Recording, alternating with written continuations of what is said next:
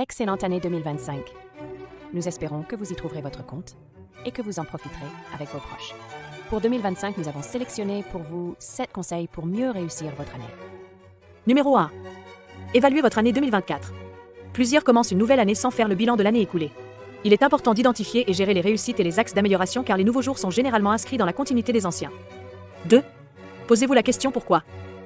Contrairement à ce que l'on pense, plusieurs accomplissements sont plutôt d'ordre émotionnel. Donc essayer de tout rationaliser peut s'avérer être une perte de temps. Quelqu'un disait « Nous décidons par le cœur et nous essayons de justifier par la tête ». Découvrez donc pourquoi vous voulez tant cette promotion, ce voyage ou ces enfants et vous verrez qu'il pourrait exister tant de possibilités qui peuvent assouvir les réels besoins qui sont cachés derrière.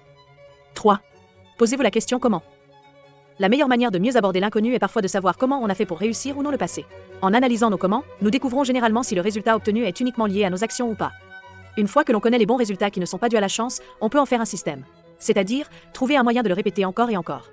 Pour ceux qui sont d'ordre de la chance, ils sont quand même les bienvenus mais vous ne pouvez pas les prévoir. Néanmoins, il faudra toujours laisser de la place aux imprévus, heureux ou malheureux. Et oui, c'est aussi ça la vie. 4. Comment bâtir un système ? Un bon système vous permettra de garantir environ 75% de vos objectifs. Pour ce faire, il doit être identifiable, soutenable, c'est-à-dire qu'il ne demande pas des très gros efforts à l'avenir, et partiellement jouissif. C'est-à-dire qu'il doit garder une dose d'effort contraignant. Vous verrez pourquoi. Pour qu'un effort soit identifiable, vous devriez choisir précisément une action à faire. Ne dites pas « je ferai du sport cette année ». Dites plutôt « je ferai de la marche à pied ». Moins vous êtes vague, plus votre cerveau est incitatif.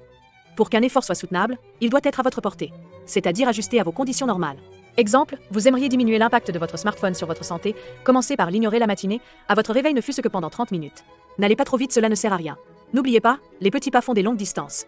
Partiellement jouissif car lorsque l'effort est totalement jouissif, il tue votre créativité en vous maintenant dans une zone de confort. Or, dans un monde où tout change vite, vous devriez être en mesure de vous adapter rapidement. 5. L'autocritique et son rôle. Il est important de s'arrêter pour évaluer. Car, c'est la seule condition pour évoluer.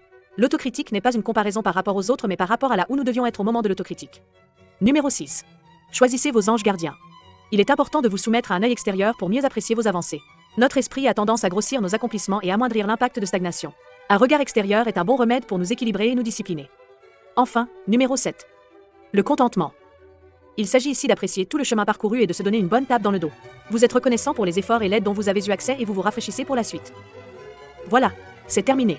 Avec ces éléments, vous pourrez faire de cette année l'une des meilleures que vous ayez vécues sur Terre. Cette année, nous produirons diverses vidéos dont des histoires, une bonne partie tirée de la vie réelle et des témoignages, mais aussi des vidéos de conseils et faits divers. Encore une fois, excellente année 2025 de la part de toute l'équipe Kept. À bientôt.